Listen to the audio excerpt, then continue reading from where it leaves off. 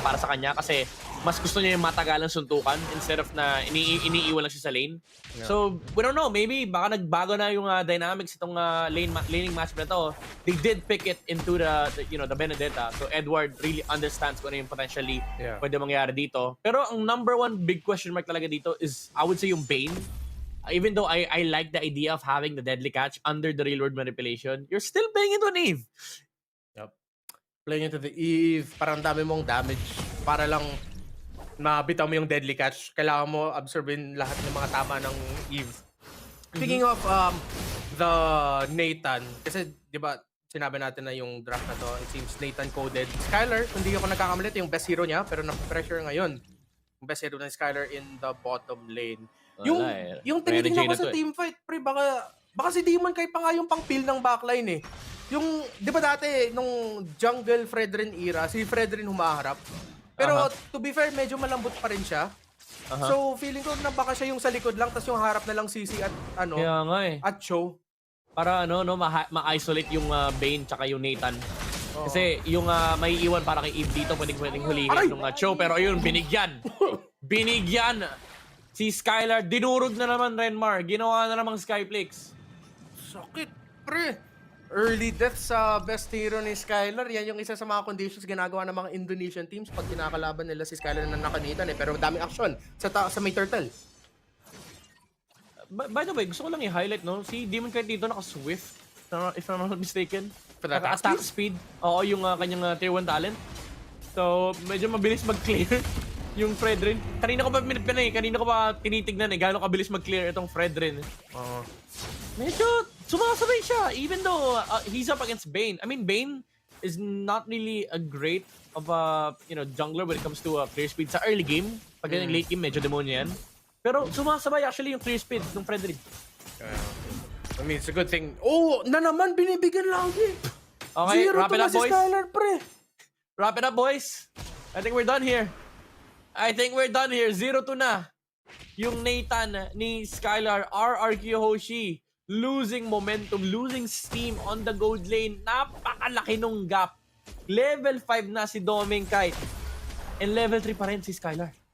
Kung pressure ginagawa ni Yue at Rene J, kada clear nila, bot lang kaga. Ito na naman, balik na naman sa bot lane. Magugulat na lang si Nathan. Ni si Skylar, ba't ang dami nyo dito? Deadly catch, ginamit ni Susujin dito pero napakakuha natin Demon Kite. Even though wala siyang firmness dito, nakatank emblem siya, mas malaki yung kanyang HP this time around. Kasi lately ginagawa na sa kanya yung support emblem, pero ngayon na-miss niya yung tank emblem. Beautify. Na-force dito mula kay Rince. Soft commitment from Aurora. Pero again, ang laking space na nakukuha dito ni Doming Kite, Renmar.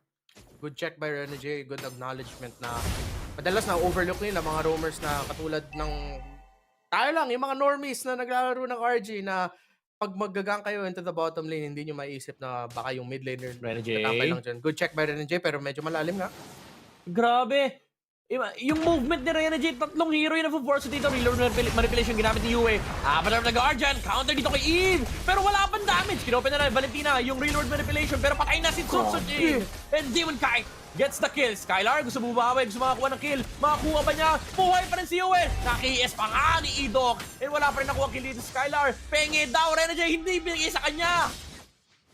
Aurora, nakatakas pa. Munti ka na maging masamang resulta yon para sa Aurora. Pero RRQ Hoshi, nakapaghanap ng onting panalo, nakapaggamit ng Purify si Skylar, kaya hindi siya nahuli.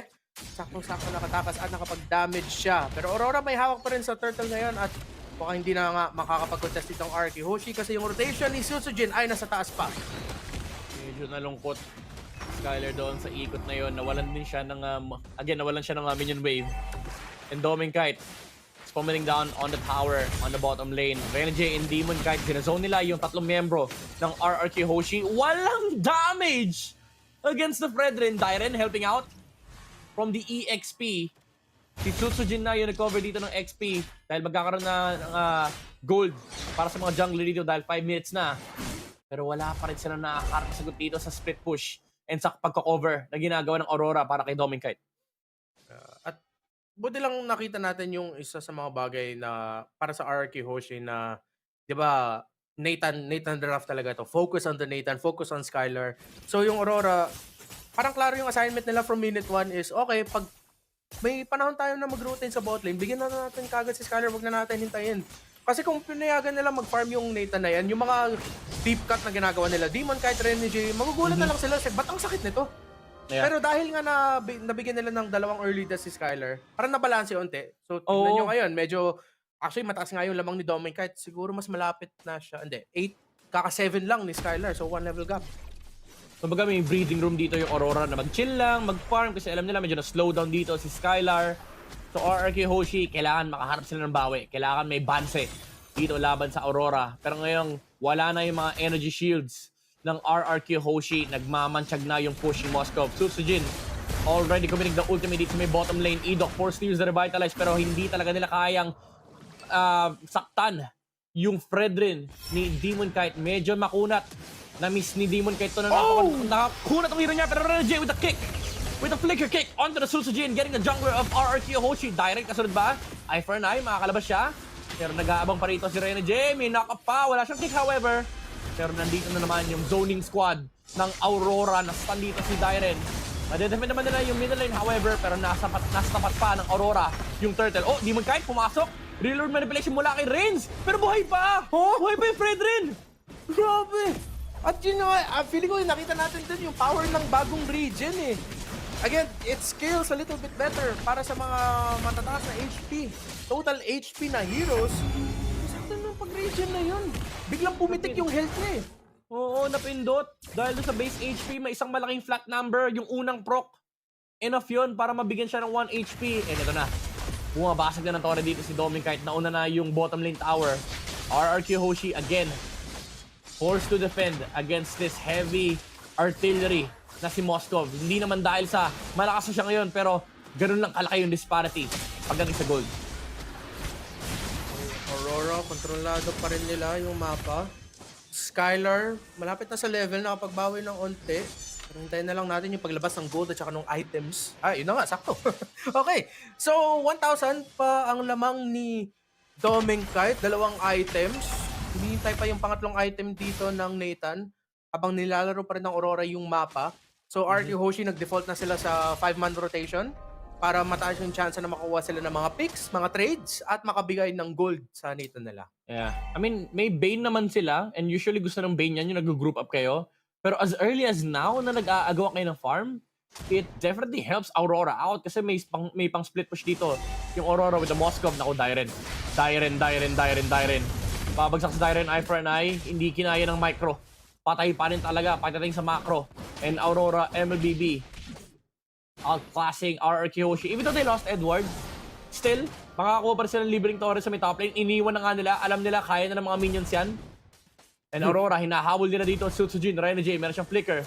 Oh, wag ka sisilip. Okay, deadly catch, ginamit na after the Guardian, sa wala.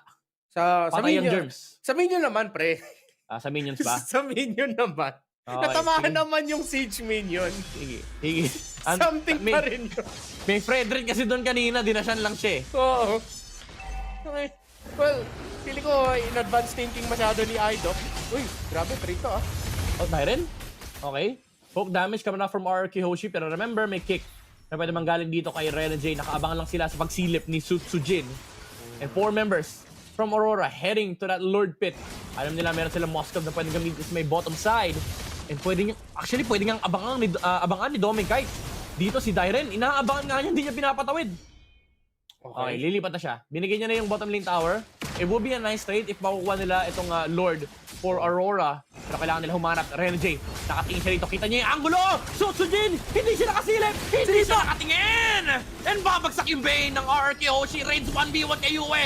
Pero mas original siya. Siya yung original real world manipulation. And hindi kinaya ni Reigns makipagsaabayan sa Eve ng Aurora, Demon Kite, and Edward zoning the reinforcements coming out from RRQ Hoshi. Grabe, Aurora. Ang basic nung nung approach nila doon. Parang literal na check, bush, saktong positioning, manage ng minion wave sa gitna. Na nawala sa positioning yung yung RRQ Hoshi. Feeling ko kung ako si Susujin, medyo mabad trip ako. Guys, nasan kayo? Idok, diyan ka lang ha. Idok, nasa ka na? Idok, tulong, Idok! Yun tuloy, wala nang nakatulong kay Susujin. Ito yung maririnig mo yung roam mo, sabihin sa'yo, uy pre, chow. Siyempre bahasa, pero gets yun na yun. Renjay, again, may flicker kick. Nakakuha na niya si Idok dito, pero hindi siya makakasipa dahil nandun yung deadly catch. Pero nakatakbo pa rin naman siya with Shunpo. Pero may tumama Spirit Destruction dito, natakot yung RRQ Hoshi.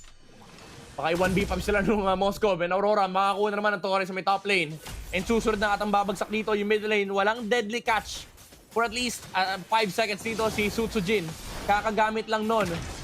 Actually, mas matagal pa pala. Hindi pala ganun kayaman yung Bane. Kulang pa yung kanyang CDR. And RRQ Hoshi, 10 minutes in, lost all their outer towers against Aurora. Grabe, pre-Frenedrin. Hindi yung pangalawang beses na nagcast ako ng Fredrin game dito sa SPS. At mukhang magiging ganun na naman yung resulta na pala. Ay, Renjay! 3-man knockoff from the Hitman! Real world manipulation mula kay UA. Pumasok si Tyren sa kanyang kamatayan! Mabubuhay ba siya with the Revitalize? Okay, mabubuhay. Pero nandun si Dominic kahit sa may bandang likuran. And si Rince na lang yung naiwan. And Aurora secures 4 kills with the exchange of 2. Kaya ba nila i-end? Yun ang malaking tanong dito. Up against Rince. Wala na siya makokopyang spell. Medyo cooldown pa yung kanyang ultimate dito. 2 Torre yung minamansagan dito ng Aurora. Bottom lane and middle lane tower. And RRQ Hoshi. 6 seconds pa bago mabuhay yung Bane. 0. Actually, buhay na pala si Idok. So, ibibigay na muna ng Aurora yung mga Torre ng RRQ. Grabe ka na, Renjay. Lahat na ninakap mo, lahat na sinipa mo. Kung AOA lang yung yung sipa, lahat na matatamaan yun eh. Grabe. Hindi yun yung delivery. Yung pag naging AOE yung sipa mo, 3 yung lumabas, tapos 3 yung tinot ng Fredrin. Pilig yung katapusan na, ayun lang. Okay. Yun lang, masakit bossing. Medyo napasama yung combo nung cycling, ay hindi pala cycling, ano tawag dyan? Yung Cyclone? Cyclone ay, at pati na rin yung tont ni Gatot. Oo. Ang lala nung balik niya. Yung Gatont. Nahuli ka agad. So, parang senyales na din yun para sa Aurora na kahit lamang yung Aurora in gold 4.5, ito yung mga sinasabi natin na pag 40k yung kalaban mo, pero mas 35 closer to 36 ka, nasa comeback bracket ka pa eh. Pwede ka pa mag-comeback. And mukhang nakahabol na nga si Skylar. Even though level 15 na si Dominic kahit mauna na siya, in terms of the item condition ng Nate, nandyan na. Nakapag-Divine Glaive na. So, yung chance na ng RRQ Hoshi na makagawa ng comeback galing sa isang counter, sabihin natin pumasok si Renjay pero hindi nasipa si Sutsujin. Yep. Or hindi nila na lapagan ng magandang Grabe. Starfield. Ang hirap. May damage sila Renmark, kaso wala sila sa Lord. Yun lang. Di Lord Dance 101 sila ng Aurora. 2 beses ni-reset ni Demon Kite. Sabi niya, okay, sige, re-reset ko to. Def muna kayo sa bot, def muna kayo sa top. Sabi ng RRQ Hoshi, okay, sige, def muna kami, give Lord. Tapos nung nakita nila na, wala na yung heroes ng RRQ Hoshi, binners kagad nila yung Lord. Matinding Lord Dance na pinakita dito ng Aurora. And RRQ, medyo hirap na silang bumawi at this point. Sinisync na ng Aurora dito yung mga waves. Bot lane, top lane, mid lane. Medyo kontrolado ng RRQ dito yung mid, hindi nila tinutulak para hindi masync ng Aurora. So na-recognize ni Edward John, bumalik na kagad siya dito sa may mid lane. Nag-entropy na si Skylar, so medyo may senyales yung Aurora na para lumaban. RRQ Hoshi sinusubukan nila depensahan, pero Aurora nakapaghatak. Ginamit na yung deadly catch ng Bane at Idok. Pinapagamit yung ultimate niya para matakas na makabuhay lang. Renjay! Nakaharap ng sipa! Sutsujin falls down! UL! Nadabis ng Nathan! Double kill para kay Renjay, pero masyado masakit yung damage ng Nathan ni Skylar. Aurora, kailangan nila mag-back ng konti, pero mapapasag nila lahat ng Torre. 2 Lord Wave pa to. 2 Lord Wave pa to. Midnight. Mid and bot.